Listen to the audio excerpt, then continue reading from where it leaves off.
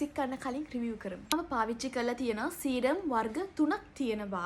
පළවෙනි එක ඩොක්ටර් රෂෙල් එකේ විටමින් C. දෙවෙනි එක Nivea එකේ සීරම් එක. තුන්වෙනියට ඇක්නස් සීරම් එක. පළවෙනියටම ඩොක්ටර් රෂෙල් එකේ සීරම් එක මම මේකේ සීරම් බොටල් පාවිච්චි කරලා ඇති 5ක් 6ක් විතරම. මම දන්නේ නෑ මේවා ඔරිජිනල්ද කියලා. මම මේවා ගන්නේ කොස්මෙටික් ෂොප් වලින්. ඒක රේට් කරනවා 8 out of 10. yes.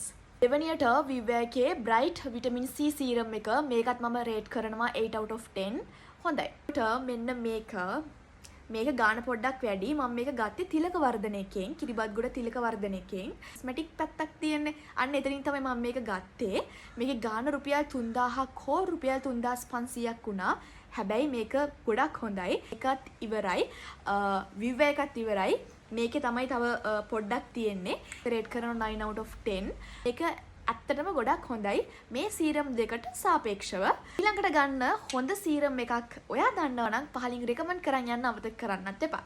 අදට එච්චරයි.